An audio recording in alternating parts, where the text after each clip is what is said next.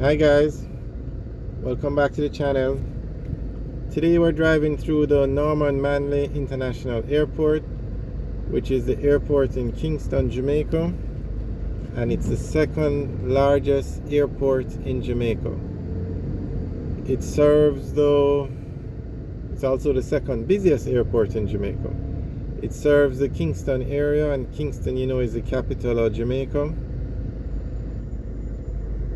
So straight ahead, that's the departure lounge or the departure area, or you could say the departure terminal. And there you can see the name. Now, Norman Manley was a national hero of Jamaica, or is a national hero of Jamaica. And as you can see, this is the departure area. And this airport has all the major airlines coming into it, and you can fly from Norman Manley to any place in the world. You have direct flights to the US, and you can get connecting flights to practically anywhere in the world. The only airport larger than this one is the Kingston International Airport in Montego Bay. So this airport serves the eastern part and the Kingston area of Jamaica, and then the Kingston International Airport serves the western part. There is another international airport on the north coast in St. Anne, and that's the Ian Fleming International Airport, but it's nowhere close in terms of traffic as this airport. Now, straight ahead where you see all the cars, that's the arrival area. And as you can see, it's very busy, so that means a flight just came in. So we'll just patiently wait.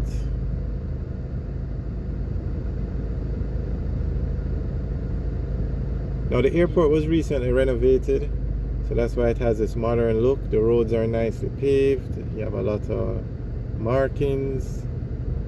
Very nicely done. Straight ahead is a communication tower. Not sure if you can see it, but here, let me turn the camera. That's the tower over there on the left. Okay, we're going to head right and come out of the traffic. This is very common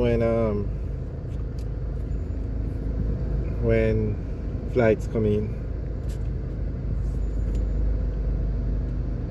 This person just came out of that car and they met the person they were coming, but the car drove off. I guess they didn't want to block up the traffic. Okay, there you can see on the left. Now, the way it's supposed to work is you're only supposed to stop when you're actually loading the car. So you see the person. Now, clearly you can see these cars in front of us. They have parked. They're not supposed to do that. That's why you have this backlog of traffic. Down here you can see there's nobody loading into the cars, so clearly you can see the cars are parked. Now that lady on the left, her passenger has come, so that's what's supposed to happen. When the passenger is out, you pull up here, put their stuff in the car and just leave. But see these cars, they have parked and are waiting on the people to come out. This is where the problem occurs. Now there's an area where you're supposed to park. However, you have to pay to park in there, and hence people don't want to pay, so they just stop on the side there and create the traffic nightmare. On the right is a gas station, it's a Petcom. On the left is a parking area for, I guess, a staff. It's not the public parking. And somewhere around here there is a go-kart track. Okay, there you go. We turn left there. We just saw the sign, and it used to be very popular. I'm not sure what it is now, how popular it is, but they have race meets and those things out there. Okay, now here on the right you can see the flag poles, and at certain times, I guess if they're having any big events or what, all the flags from the different countries fly. Okay, we're going to drive back around and I'm going to show you the parking area. On the left is another parking area, but that is for staff. Now they have a record, that drives around, and usually when the people see the record they just move, but some persons park their car, come out, walk away. So when the record comes up and you're parked in the wrong spot, they tow the car. Okay, here is another example. This car has literally stopped, put on their flashers so they think it's okay, they can block the road. I don't know, but they're not supposed to do that. And clearly you can see the yellow line, which means no stopping, no parking. So that's just how people drive in Jamaica. There is a taxi on the left, you can saw it earlier. They've parked again on the yellow line, and the authorities really try to maintain law and order at the airport, because the record drives around, you have police down here, but these things happen. Okay, on the right now is a parking lot, and this is where you're supposed to park. Okay, there's a wreck on the left, not sure why he's not driving around. And on the right is a public parking lot where you pay to park, and you have the hourly rate, the daily rate. Let me see if I can read this sign to tell you how much. Okay, looks like first hour or part thereof is $150. That's about $1 US.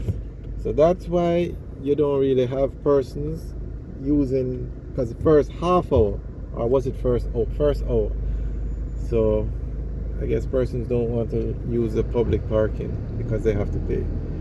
Okay, so this is all of the, on the right, that's all public parking where you pay. Okay, now here where you see the barricade on the right, this is for car rentals.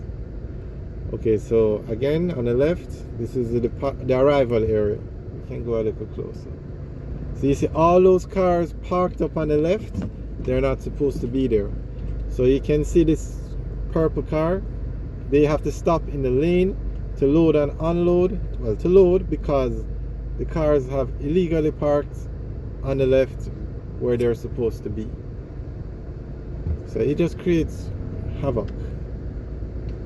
There you can see here again, the people just stop, creating a problem, all because they don't want to park. Another option is to just keep driving around until the persons come out. But you can see this man coming out of his car, which is very dangerous, because you will, well, I won't say you will, but when the record is working, they will pick up the car and tow you. Okay, so that's the Norman Manley International Airport. Very nice airport. It is no longer run by the government of Jamaica. They signed an agreement with a foreign company to manage the airport, and there are still some upgrades being done to the airport, but they have very nice lounges in there. It's a very modern airport. They have shops in there where you can shop. I must say it's a very nice airport, but it's not run by the Jamaican government. It's run by a foreign company. They don't own the airport. The Jamaican government owns the airport, but this company manages the airport, so they can collect the fees, etc., for persons using the airport. Okay, we're driving out to the airport now, and as you can see, it's very nice. I mean, this is the first impression. The airport is the first impression visitors are going to get at Jamaica, so it should be very nicely maintained and very modern. Okay, now on the left you can see the solar panels. So this is some sort of energy plant. Okay, I'm going to pull over. Okay, it looks like it's just been built, because not every section has been. There you can go. There you go. You can see the solar panels, and there are a lot of them. So this is going to be some sort of energy generating facility, which is very good. Okay, so we're now driving out to the airport back towards the Palisades Strip.